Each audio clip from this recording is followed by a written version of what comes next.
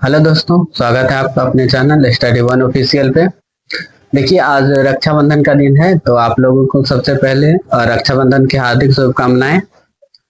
चलिए, फिजिक्स का topic start किए थे जो पार्ट 5 तक अपलोड किए थे। पार्ट 5 तक अपलोड कर दिए हैं। अगर इसको नहीं देखे हैं तो इस वीडियो खत्म होने के बाद उसको भी देख लीजिएगा। इसके बाद जो आगे वीडियो आएगा, एक दो वीडियो और आएगा, तो फिजिक्स का पहला टॉपिक पूरी कंप्लीट हो जाएगा।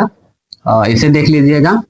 और ये जो वीडियो बना रहे हैं ये पार्ट 6 है, ठीक है। ये जो बन रहा है वीडियो ये पार्ट 6 है, ठीक है। तो आज चलिए देखते हैं इस टॉपिक में क्या पढ़ना है।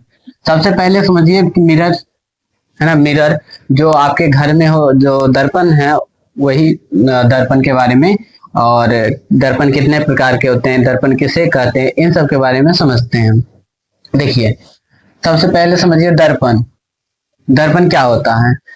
तो देखिए, वह चिकनी और चमकीली सतह जो नियमित रूप से प्रकाश को परावर्तित करती है और साथ ही एक सतह रचित हुआ होता है, रचित होता है, उसे दर्पण कहते हैं। देखिए क्या कह रहा है,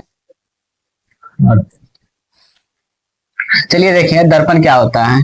तो आप लोग घर में देखे होंगे इस तरह के दर्पण, चार चौकोर सा दर्पण आपके घर में लगा होता है जिसमें आप अपना चेहरा देखते हैं। तो वो जो दर्पण होता है वो आपका समतल दर्पण होता है, ठीक है। ये जो दर्पण होते हैं आपके घर में लगा हुआ, ये दर्पण जो होता है ये समतल दर्पण होता है। इसी तरह के आगे प्रकार, दर्पण के प्रकार पढ़ेंगे। दर्पण कितने प्रकार के होते हैं, कौन कौन से दर्पण के प्रकार हैं। तो बेसिकली आप समझिए ये जो है ये एक दर्पण है, और ये दर्पण क्या करता है, तो प्रकाश जो आती है इस पे, इस प्रकाश को ये परावर्तित कर देती है। प्रकाश को क्या करती है, परावर्तित कर देती है। देखिए वही कह रहा है, ये वह चमकीली, चिकनी और चमकीली सतह जो नियमित रूप से प्रकाश को परावर्तित करती है और इसका साथ ही एक भाग सतह जो होता है, एक सतह वो रचित होता है, एक सतह रंगा हुआ होता है। देखेंगे घर में के दर्पण में, तो इसके पीछे के साइड जो है ना, ये दर्पण के पीछे के साइड, ये साइड रंगा हुआ होता है, रचित किया होता है, ठीक है। आगे आपको चेहरा दिखेगा और पीछे ये भाग रंगा होता है। तो वही जो होता है ये एक दर्पण होता है, ठीक है। और दर्पण जो बनाया जाता है बेसिकली कांच के एक सतह को, पीछे के सतह को रंग दिया जाता है, और तो वो दर्पण के प्रकार में आने लगते हैं, ठीक है। आप देखते हैं दर्पण के प्रकार। दर्पण के प्रकार, तो दर्पण के प्रकार सबसे पहले देखिए, दर्पण के 3 टाइप में बांटा गया है। सबसे पहला देखिए समतल दर्पण, दूसरा गोलीय दर्पण, तीसरा प्रबलिक दर्पण। तो ये दर्पण के प्रकार में है।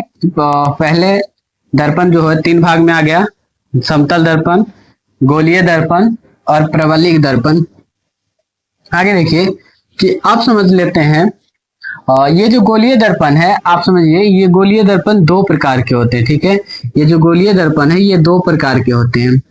एक होता है अवतल दर्पण, अवतल दर्पण, और दूसरा इसका भाग होता है उत्तल दर्पण, उत्तल दर्पण, ठीक है। ये देखिए सबसे पहले दर्पण को बांटेंगे समतल दर्पण, गोलीय दर्पण और प्रबलिक दर्पण में। और गोलीय दर्पण आगे चल के 2 भाग में बढ़ जाएगा, अवतल दर्पण और उत्तल दर्पण। इस आगे इसको लिखे हैं, तो यहाँ पे लिखना भूल गए थे तो लिख दिए हैं। चलिए देखते हैं। सबसे पहले देखते हैं समतल दर्पण किसे कहते हैं। देखिए, जिस दर्पण की परावर्तक सतह समतल होती है उसे समतल दर्पण कहते हैं। देखिए, जो दर्पण होता है, दर्पण कई प्रकार के होते हैं, लेकिन जो समतल दर्पण होता है उसकी परावर्तक सतह जो होती है पूरी समतल होती है। जैसे ये समझिए, तो ये जो घर में जो दर्पण लगा हुआ है ये एक समतल दर्पण ही है, ठीक है। तो उसकी परावर्तक सतह, पूरा जो परावर्तक सतह है वो समतल होता है। समझ में आ गया होगा। देखिए यहाँ फिगर, ये जो पूरा है एम से लेके एम डैश तक, ये पूरी जो बनाए हैं ये समतल दर्पण का चित्र है। चलिए आगे देखते हैं इसका प्रकार में। आगे गोलीय दर्पण, गोलीय दर्पण किसे कहते हैं। देखिए, जिस दर्पण की परावर्तक सतह किसी खोखले गोले का एक भाग होता है उसे गोलीय दर्पण कहते हैं। देखिए गोलीय दर्पण एक खोखला गोला जो होता है उसी के एक भाग को रंग करके बनाया जाता है। देखिए ये जो एक गोला है इसका देखिए साइड से पूरा इतना भाग कट करके इधर हटा दिया है और बाकी इसमें साइड को जो है इतना साइड को रंग दिया एक साइड और दूसरा साइड बना दिया इसको दर्पण के रूप में। तो ये बना दिया है दर्पण। इसी तरह से देखिए एक ये दर्पण है और इसका इधर इतना साइड कट करके निकाल दिया है और ये जो बनाया है और साथ में इसको बना लिया है दर्पण।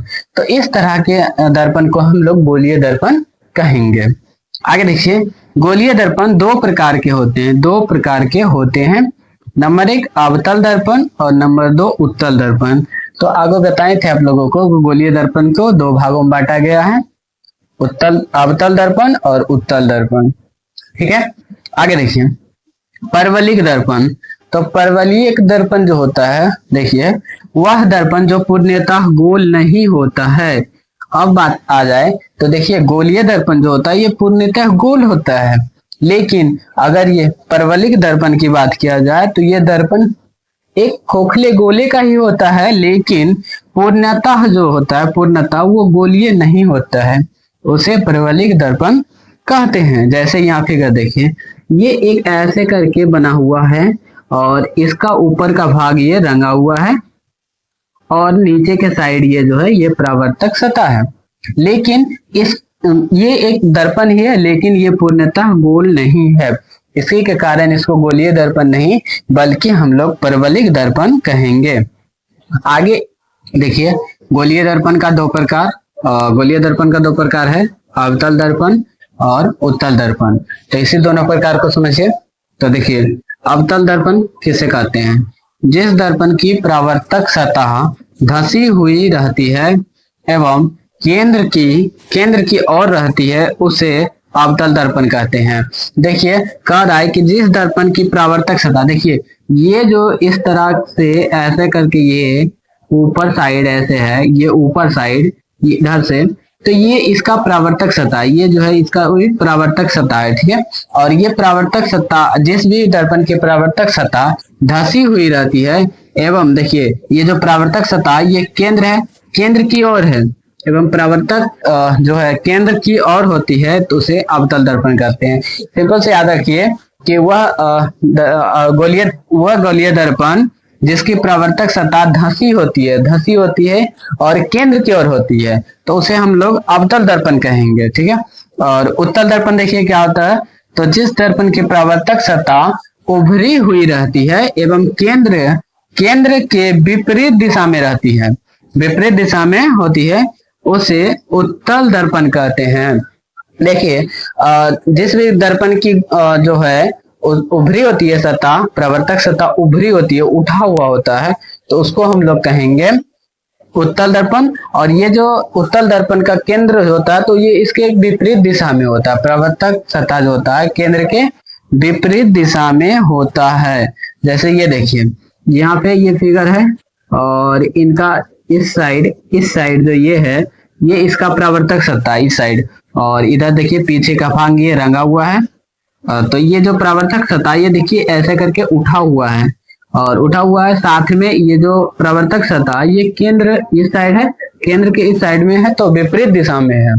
तो फिर से देख लीजिए अवतल दर्पण, जिस दर्पण की परावर्तक सतह धंसी रहती है एवं केंद्र की ओर होती है उसे अवतल दर्पण कहेंगे। और उत्तल दर्पण, तो जिस दर्पण की परावर्तक सतह उभरी रहती है एवं केंद्र की विपरीत दिशा में होती है उसे उत्तल दर्पण कहते हैं।